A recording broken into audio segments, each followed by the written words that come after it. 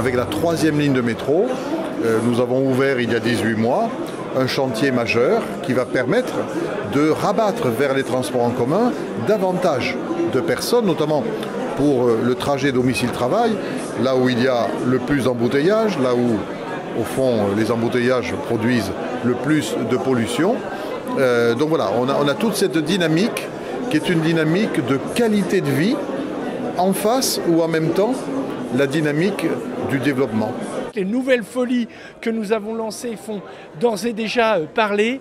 Celle à côté du stade d'Ovalie, le Galet à Quartier République et là le Sillon à Cambacérès. Nous conduisons parce que l'architecture, elle doit être au rendez-vous de la transition, mais aussi de nos villes, pour qu'elles soient belles, pour qu'elles suscitent questionnement, pour qu'elles suscitent émotion. Et Montpellier doit être une ville de l'hospitalité aux grands créateurs et créatrices de l'esprit. La ville de Bordeaux a 2 projets équilibrés. Un projet plutôt au nord, au niveau de la Cité du Vin, comme vous dites, les bassins à flot, par exemple, rive gauche et rive droite.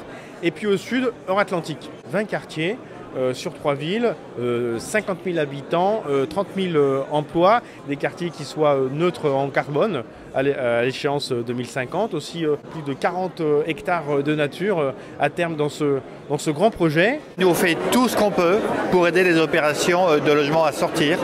Il n'y a pas un seul levier que nous pouvons trouver que nous n'utilisons pas.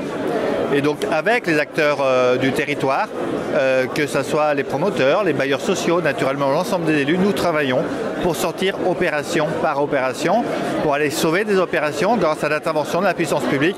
Et on fait tout ce qui est en notre pouvoir, c'est essentiel. On a fait un fonds de 600 000 € aujourd'hui, où on est prêt à donner entre 50 et 100 000 € à des tournages qui viennent se faire ici sur notre territoire. Et puis après, on a la chance d'avoir des acteurs importants sur Provence Studio, sur Cinéma Base, donc des acteurs qui sont structurants sur le territoire.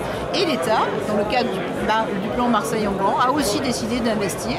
Et donc ça, c'est une bonne chose dans la Cité du Cinéma. Donc vous voyez, on est tout en phase pour continuer à accélérer sur la métropole. Quand sur le Grand Arénas, on passe de 4 hectares 4 de terre végétale à 17,2 hectares de terre végétale, ça veut dire qu'on a pris un chemin inverse en faisant la construction en hauteur, mais aussi en consacrant près de 70 hectares nouveaux dans la ville, que ce soit sur l'est ou que ce soit sur l'ouest, à créer des parcs urbains. Il va y avoir un pôle qui abrite les jeunes pousses pour faire en sorte que ces hommes et ces femmes qui sortent de l'université, du CNRS ou de l'INRIA et qui sont dans le domaine de la recherche créent leur propre entreprise qui ensuite conquiert le marché national et international.